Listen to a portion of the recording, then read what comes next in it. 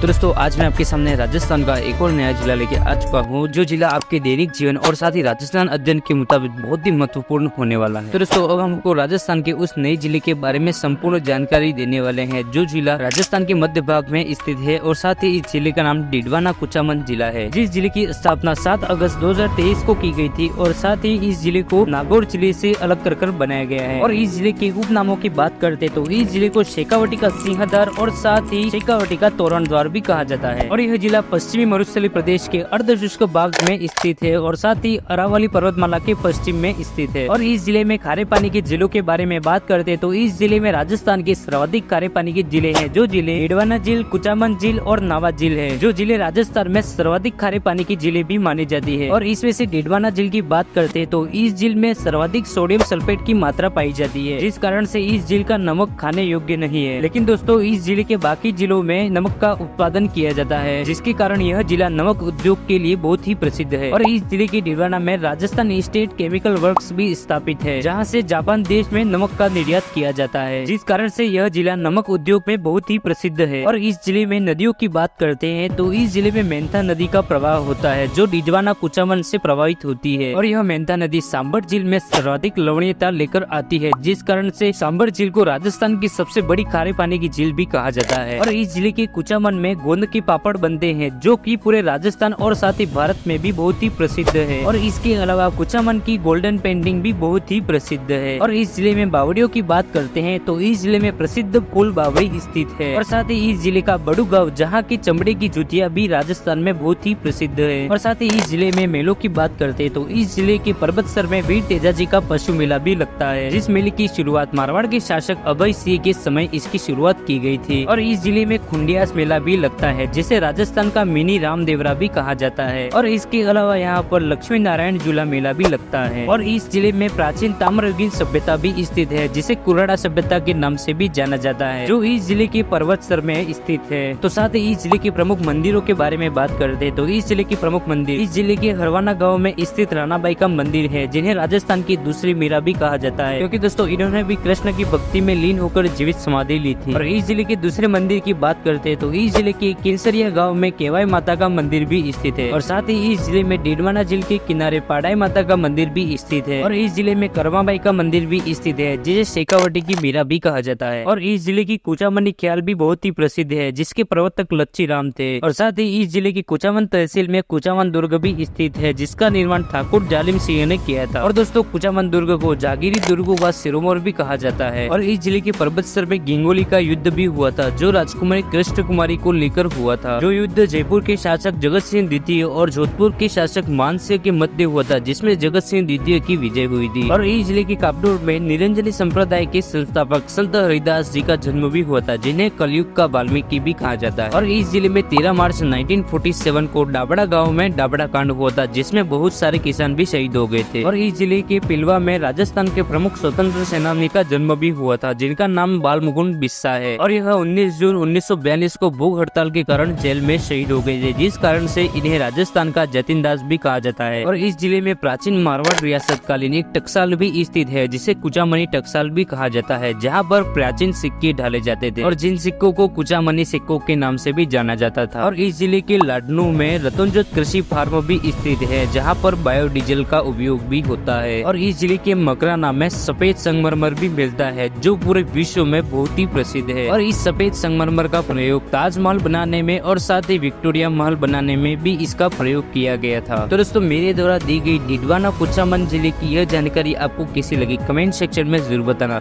अगर दोस्तों आप हमारे चैनल पर नए आए तो हमारे चैनल को सब्सक्राइब और वीडियो को लाइक जरूर करिएगा। तो दोस्तों वीडियो को देखने के लिए बहुत बहुत ही धन्यवाद।